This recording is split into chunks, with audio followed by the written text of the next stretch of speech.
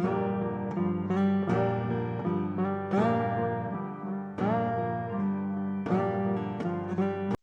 right, welcome everyone to RDB Reviews.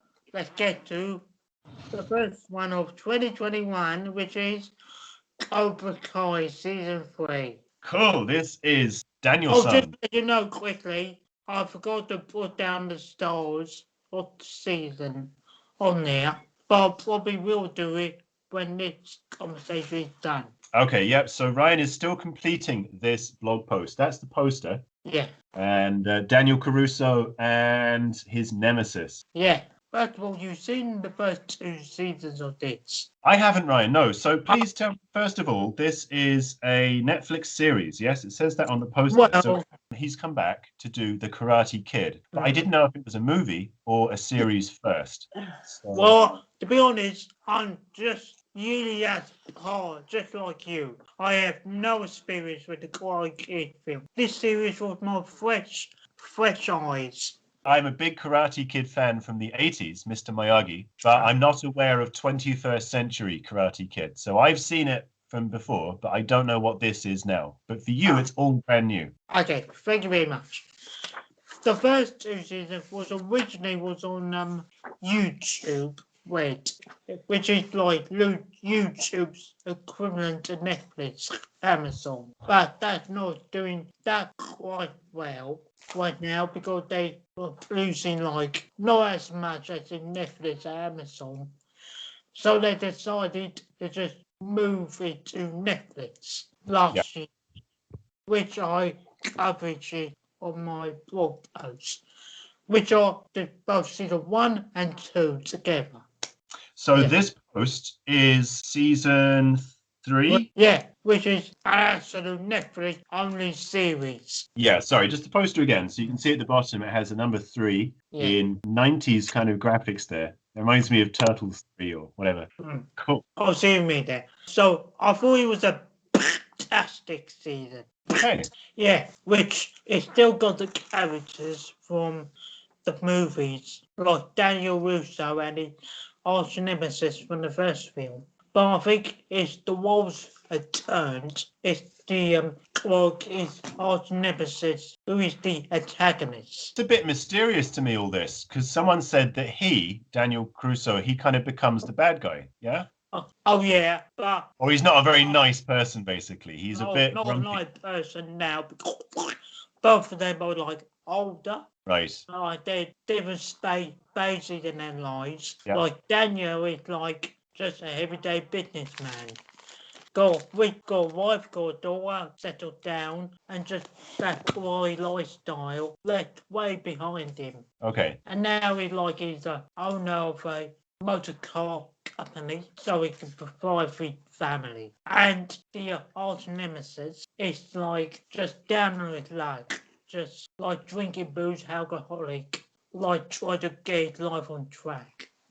He's getting like unpermission for any jobs, and he lives in like in a normal just an apartment. Okay. Yeah. So we have pathos for him, which means that we care about his story, you know, where in the original films, he was just like the jock with the slick back hair. There was an argument to be made that the Karate Kid, he wasn't actually that nice in the original, like if you break it down, but he's basically the troubled teenager who kind of gets bullied and he learns how to protect himself by learning karate. And he ends up helping Mr. Miyagi, who teaches him. Now, I'm guessing Mr. Miyagi doesn't feature in this. I'm not sure if the actor is still alive. I think the actor who played Mr. Miyagi dead. That would make sense. He was an older man in the mid-80s. I think it was 1985 or 6. It was around the time Back to the Future. The Karate Kid was coming out. Yeah, well, again, I haven't seen those films.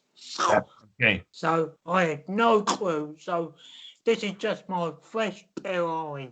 That's fine. I have to mention it though, Ryan, because it is a very iconic film franchise. You know, it's a bit like if they made Back to the Future as a TV series now, you would have to refer to the fact that it was a very popular thing in the 1980s. So for me, what's interesting about this is seeing the actors older, but also America has moved on. You know, it was the 80s. Now it's the 2020s. So that's interesting. So, yeah, this is season 3 now.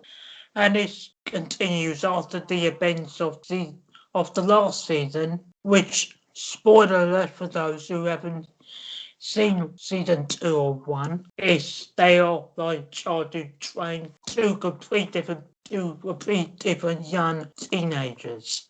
Okay, so he's training up new people in this series that you haven't met in the previous two. Yeah, exactly. Training the new generation. So you not knowing the characters from the films, the first series did a good job of explaining who is who and laying out what the storyline is.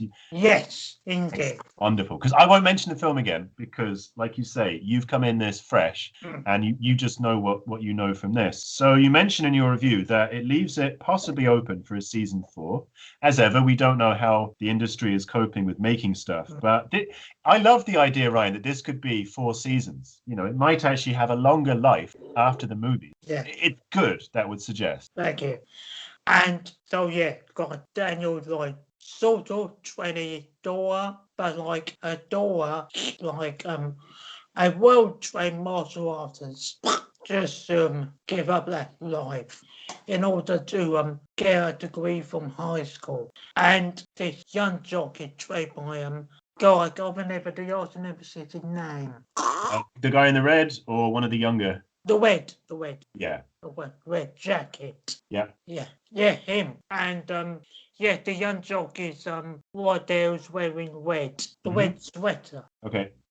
And all of that, he's now paralyzed in a hospital. Yeah. If you probably, again, like I said, for those who have seen 1 or 2 on Netflix, which are both available, and now the Daniel Russo's arch nemesis from the original movie, now they had to like come together to sort out the mess they got themselves into. Yeah, because people are getting paralyzed. But it also like brings sense of realism into like something like this might happen. Yeah. It's life-changing. One stupid decision you might regret it for the rest of your life. Absolutely. Right. So it's quite it's probably not dark program. I'm sure it has light-hearted.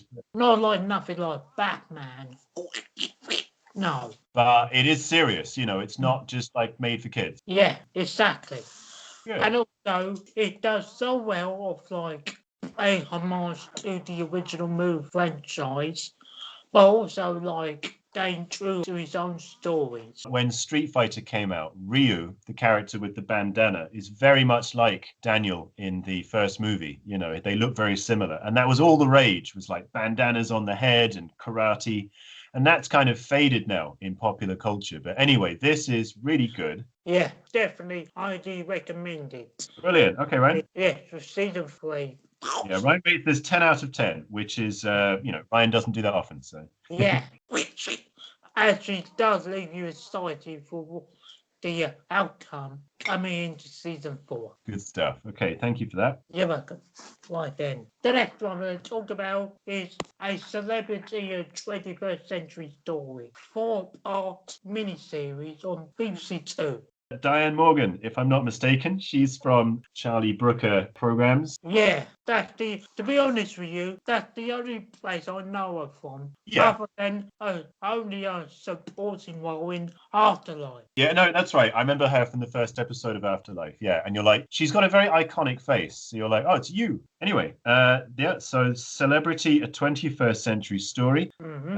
Ryan's plot, and I'll keep this brief. A look at the ways in which different groups cashed in on what had become a worldwide obsession with fame and the ways in which intimacy was being leveraged to feed the celebrity machine. Ryan was intrigued, looked forward to this new BBC Two program, and it was wonderfully interesting. You liked the production, cleverly balanced the topic of celebrity and how it's evolved in the past decade. You hear from famous faces with never before seen stories, experiences, and what it's like in the public spotlight. The footage did bring back fond memories. So it's cutscenes of famous celebrities. Yeah, it goes through like all the different spaces of being a celebrity for his reality TV show like Big Brother or Granny. So basically like learning how celebrity culture changed so much in the last millennia. So it's specifically kind of 2000 onwards. Yeah, from 2000 to now. Yeah, because I remember Big Brother in 2000. That was this experiment, and they pitched it like that. Oh, we're experimenting, but no, you're setting up a franchise. You're never going to stop doing that.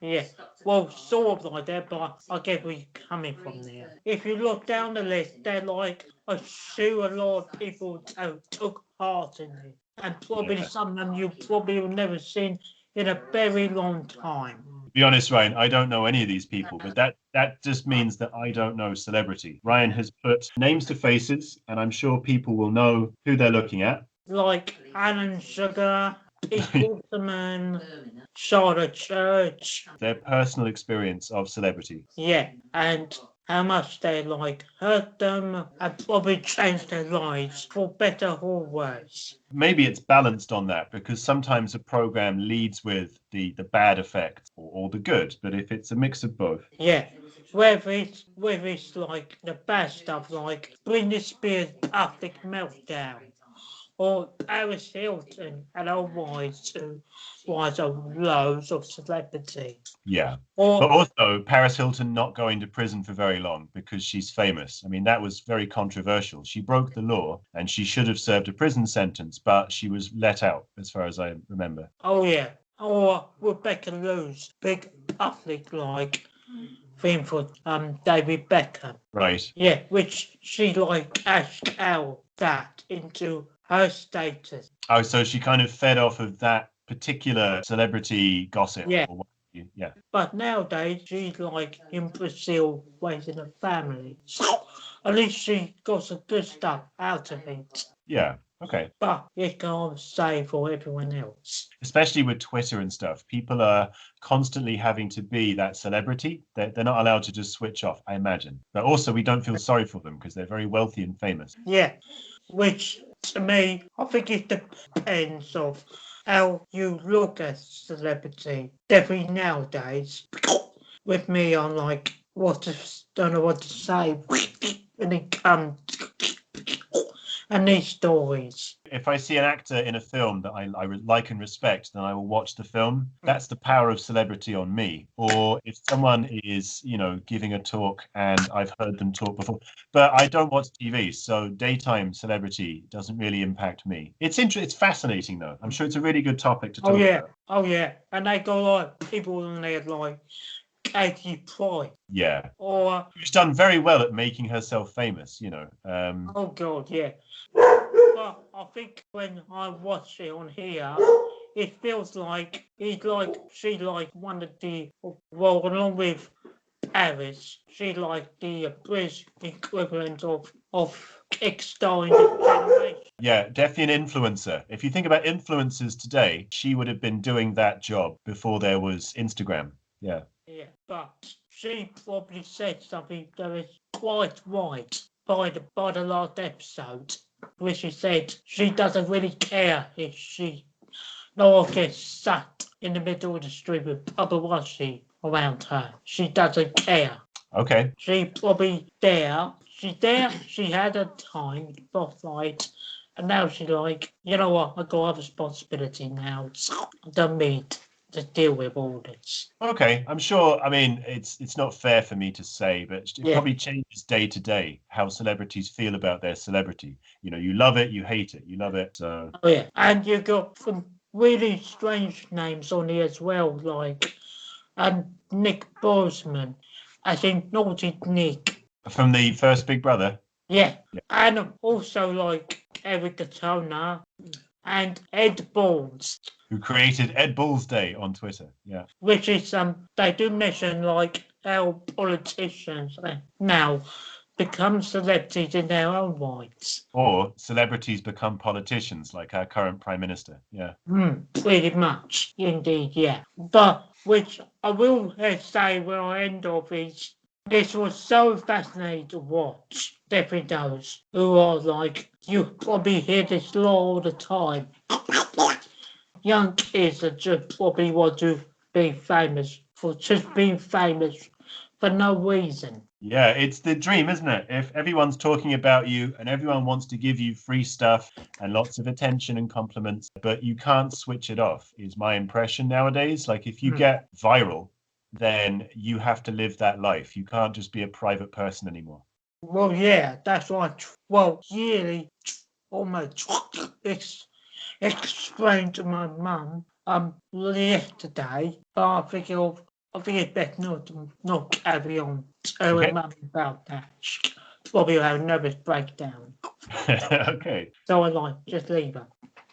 So yeah, I thought it was so fascinating to watch, and I highly recommend it for those who are into celebrity. Okay, but it's from Which their own mouths, so it's probably PR for them. It's them becoming more famous. yeah, But yeah, if you found it interesting, then good. yeah, which are all available. For some reason, you can watch all 4 episodes individually on Yep. YouTube, or you can, if you got BBC iPlayer, you can watch it on there. All right, lovely. So there's 2 ways to watch it, and the lovely Diane Morgan commentating, or she's Yeah. narrating. The next one here is history of swear words. Right, which Ryan alluded to in our first recording of 2021. This is Nicolas Cage giving us the history of swear words. Yeah. And it was the most outrageous show I ever seen.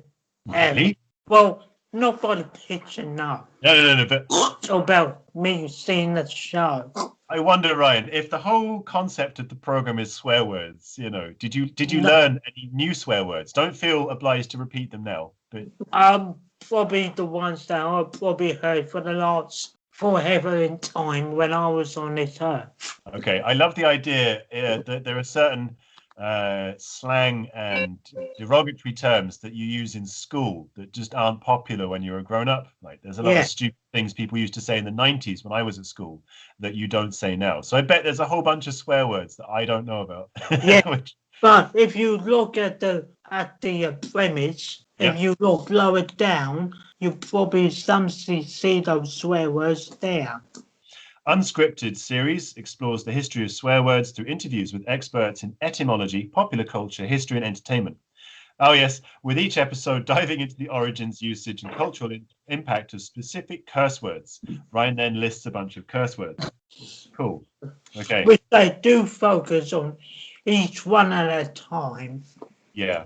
So they start with the F word, and the S word, and then the B word, and then, yeah, it goes The on. D word, the P word, and the D word.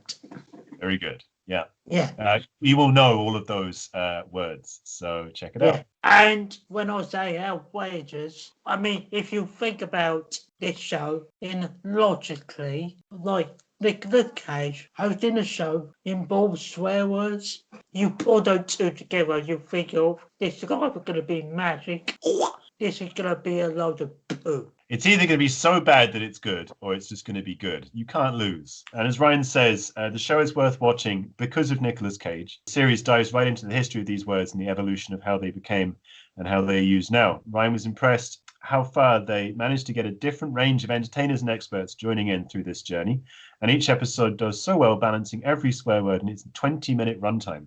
So relatively short runtime, which is sensible because it's all about one word. So yeah. And sadly, all the other comedians I know are, well, one of the most recognisable ones was Sarah Silverman. Right, okay. And I was shocked. See, they got like experts a part of this. I love the idea of Nicolas Cage just interviewing scientists or academics. Yeah. Just just like Ali G. Yeah, like Nicolas Cage being Nicolas Cage. Yeah, basically. Yeah. Yeah. Good. I'm glad that was good, Ryan. If it was a disappointment, I would have been scratching my head. Like, how could you be let down by Nicolas Cage when he is just swearing at or talking about swearing? So. Well, it does as the appeal to keep you interested. Yeah. But I will say the cons to this one is the cons to this one are mostly not really that funny that much. Yeah, so you mentioned that you get a bit exhausted by the use of the word, so it loses its currency quite quickly. Yeah. They're like a child shouting a new word they've learned over and over again. You're like, I get it now. Can you just, Yeah, like that. Okay. But 20 minutes, that's not a big ask when people are used to binge watching 50-minute episodes of whatever. So. Yeah, but I thought they nailed the point, what they're trying to pull out. And, I think this is a good watch. Definitely those who are basically like swear mostly in their normal lives. It might make people conscious of their swearing, in a sense. It might make people swear less because they'll be like, oh, I know the history of that word now and I don't like it or something. I know. Or that will be highly recommended for everyone to probably enjoy over the weekend or probably throughout the year if you want some education, get educated about swear words. Okay, you say everyone. I imagine the age rating starts at 15 and above. Yeah, pretty much. Even you got a picture of a turkey. You got a chicken, you've got parental advisory sign, which was when Al Gore's wife was on a campaign to put notifications on music albums as they were being released in the 80s. And it was a big thing. But it just made the albums more popular because people are like, oh, there's swear words in this. I'm going to buy it. So it backfired. Swear words. Bye. Yeah. Swearing, great. And then Will Smith would make a public point of, I don't swear in my songs. And Eminem's like, F you, I do. Yeah. Yeah. So I would join it and probably your wife. The next one, which is Lockdown. So Chiwetel Ejiofor, Anne Hathaway, yes? Yeah. Which is to do with about the coronavirus. Really? like being locked in their homes. Yep. So they're basically like roommates, like ex-lovers. They are not in like relationships anymore, and are like discussing like pretty much we do every day now. As in like that's what everyone's doing for the day. Yeah. Like how everyone is like showing how you go throughout this lockdown. Just as they decide to separate, Linda and Paxton find life as other plans when they are stuck at home in a mandatory lockdown. Cohabitation is proving to be a challenge, but it will bring them closer together in the most surprising way. I was looking forward to this. Set in the middle of the pandemic, and it was not that good. Do you want to talk your own pros and cons, Ryan, or do you want me to quickly read through it? Well, quickly mention mine, if you like. Yeah. Okay, so Ryan appreciated the film getting made during this tough time, and with the confines of quarantine. You enjoy the main characters, Linda and Paxton, in the first half of the film. Also get the attempt of emotional character study of an ex-couple during lockdown. In the cons, the film was not all that funny. I lost sight a few times during the movie, and the build-up to this heist was a lackluster lead up to a heist movie. So there's a heist movie aspect to it? Yes. Okay. Which is like, I think right in the middle of the second act, which is like set probably this film analogy of, right, can't take this anymore. I know what we're going to do. We're going to like do a heist. And should we do a heist, Ryan? Let's just say, let's not do this anymore, RDB reviews. Let's just do a heist. Well, similar, but no. To me, Sorry. This is like fiction. Yeah, well, I just don't know what that means. It's reality. Let's go and knock off the newsagents or whatever. Pretty much. This reminds me, I have to say now, we were talking Songbird last week, which was the Michael Bay produced set in a lockdown, and you explained that turned into an action movie in the third act. Because because I was going to say during that film that it actually started using what the bill was about like a psychology to lovers who can't see each other because of this virus. This is the opposite. This is two ex-lovers who are stuck with each other. Yes, this is stuck to each other and forced to be like in the same room as each other. Yeah. Because of this pandemic. So not a great film. Would you say this is better than Songbird? Well, sort of. But it's set in the UK. Well, they've done that, but I'm surprised they did. It might be that the actors are in the UK. They're British anyway, so that just makes sense. But Chiwetel Ejiofor can go anywhere. He can do any film, any place. So. Yeah, and back to the heist itself. Yes, go on. It was the most lackluster heist ever in history. In movie history, you say? Yeah. In my opinion, because when they finally like get to the night time, and I felt like let's go on this heist, they didn't use like a digger or a rake lifter or anything. Of like we're gonna wet this place up. No, it's like normal people just walking through a supermarket, and they didn't like break everything.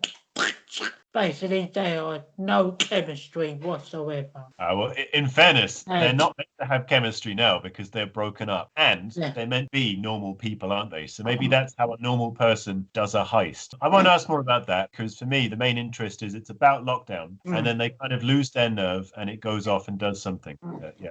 yeah, but I thought this was a major letdown by doing this again, and I feel like now it's shown that you go actually make a movie, it's all been locked down. Well, certainly not while it's happening. That's the thing I was thinking, Ryan. People shouldn't try and make dramas about what's happening now because we're in it now, So maybe wait until the pandemic is finished and everyone's been vaccinated, which could take years, and then you can look back. But that's just my opinion. Or they probably had to make a small scale movies. More specific about what your film is about, yeah. Exactly. But yeah, it might be tough for a film like that to find a big audience when we're all living that right now. So I don't know. Right.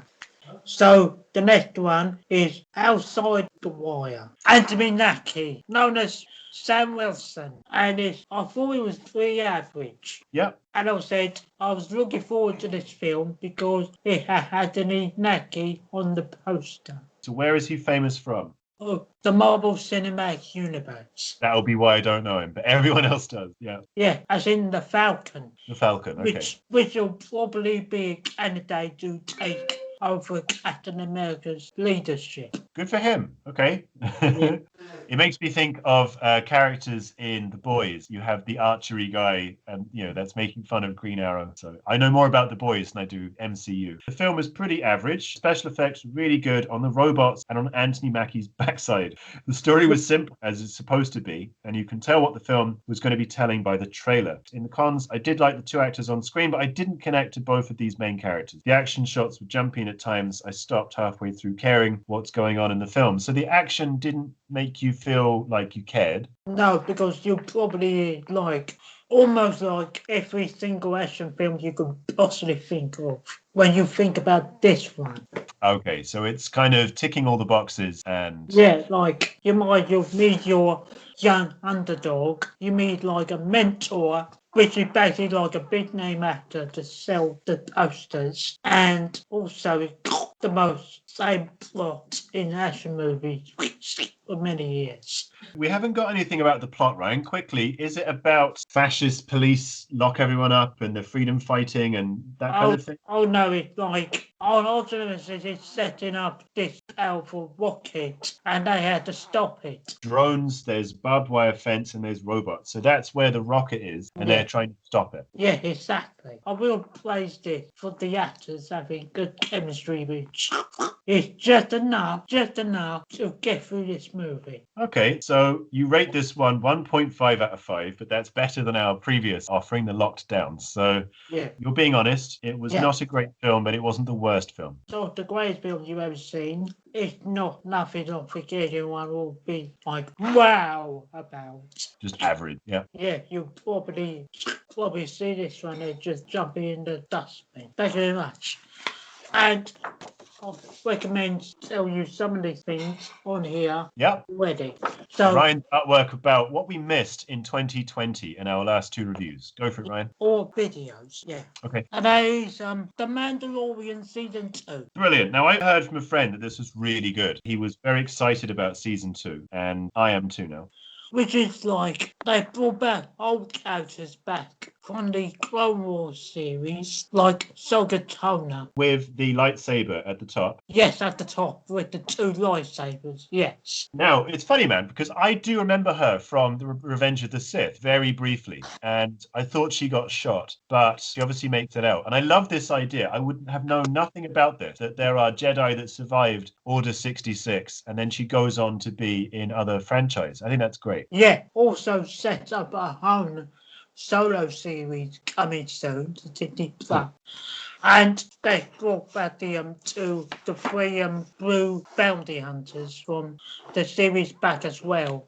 And also, as a spoiler as well, is Luke Skywalker back. All right.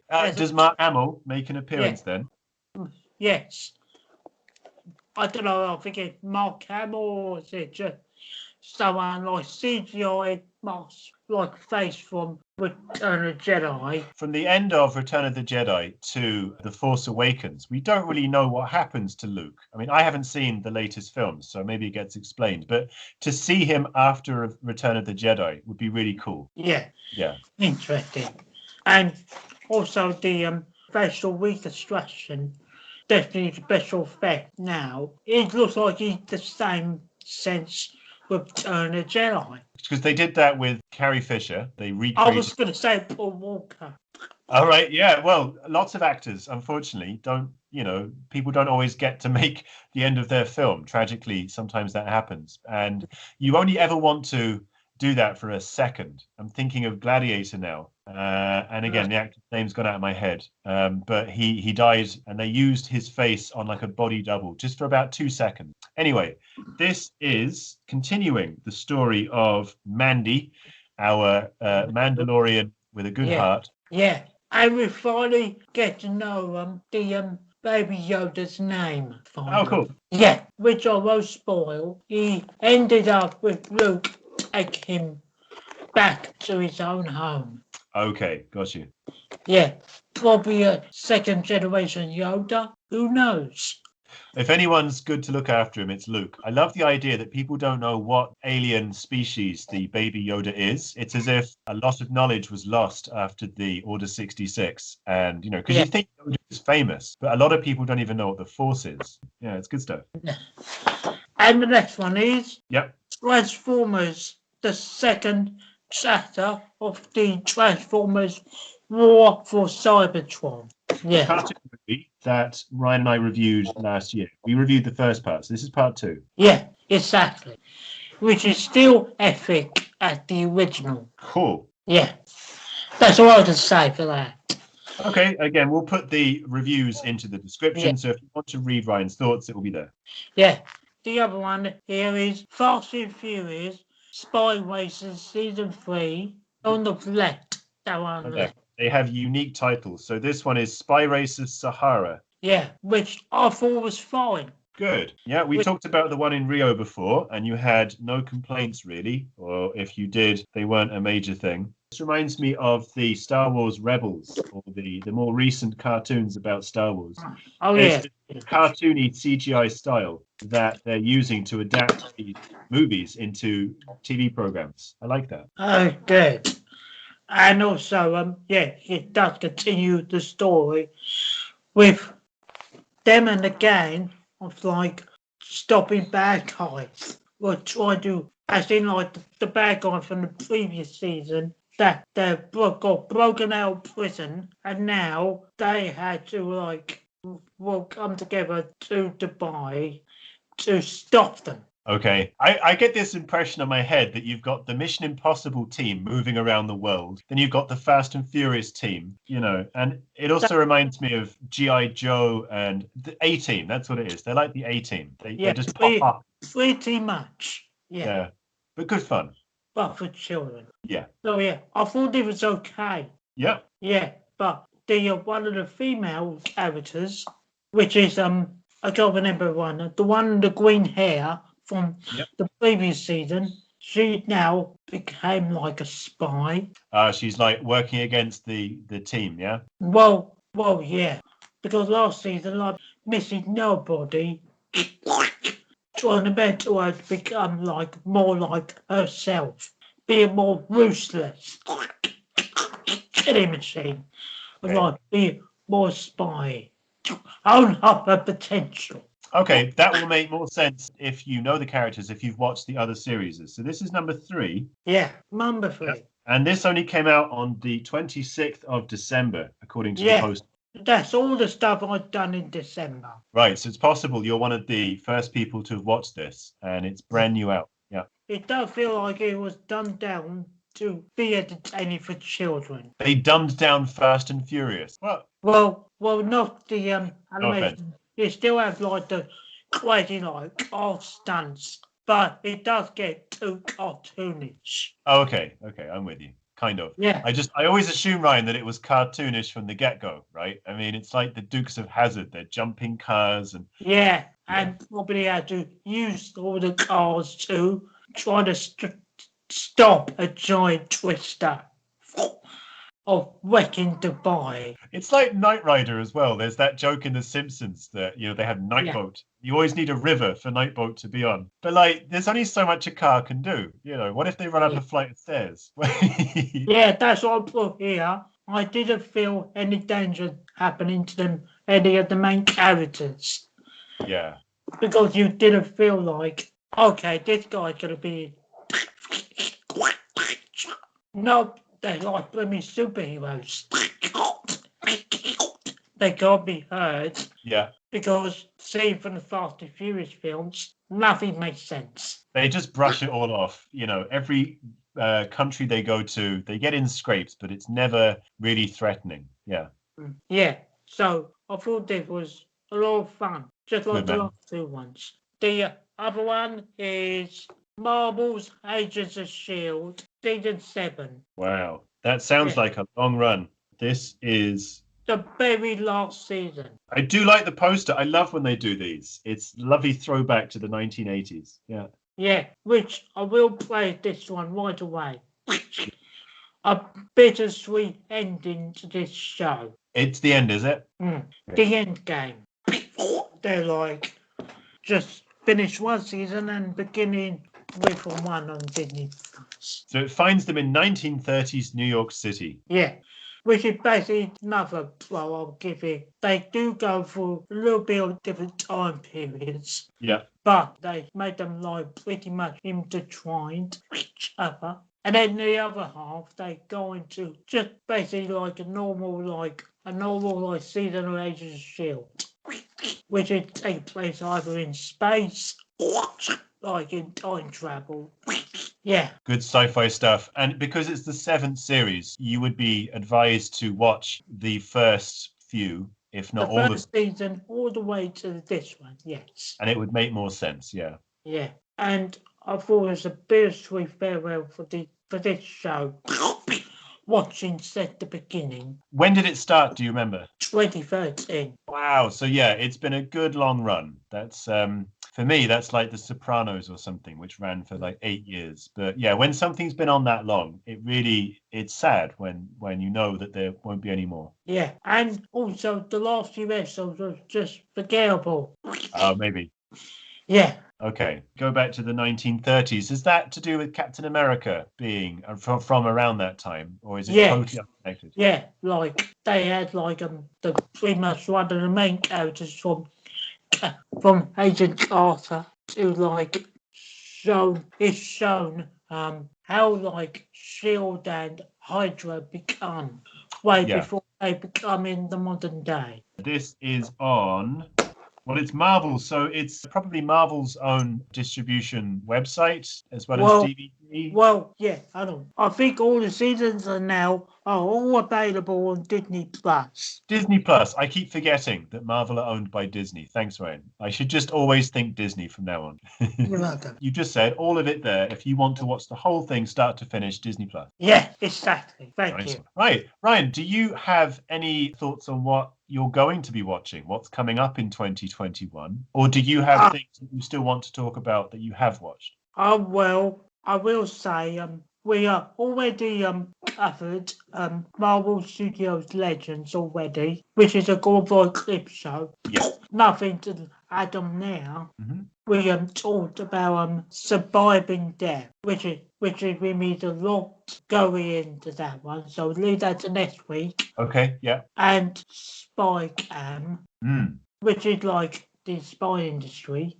Right. And that Netflix film, The White Tiger. The White Tiger. Yes, I saw your review of that. Is that a documentary or a film? Film, definitely a film, yeah. Okay, so are those topics that we can pick up in more detail next week? Yeah, and also the two that we didn't get a chance to talk about, which is We Can Be Heroes. David Bowie? Oh no, that's a Robert Rodriguez film. Okay. And The Chilly Adventures of Sabrina. Which is the remake, which has been out for a little while now. which is the final season as well. Just to confirm, the We Can Be Heroes is certainly not David Bowie. But Robert Rodriguez, this is kind of Spy Kids familiar territory for him. Yes, exactly. We'll pick up more of those next week, Ryan. Yeah? Yeah, thank you. We might talk about the Royal Rumble. You know that I would like to talk about that. You're good at noticing that I'm not big on my wrestling anymore, but I loved Royal Rumble from like 1990 to about 95. I must have watched 5 years of it solid. Ah, good. Yeah. Well, get ready for it one day. Cool. Okay. Thank you very much. Thank you very much, Ryan. See ya. Take care, man. Bye. Bye.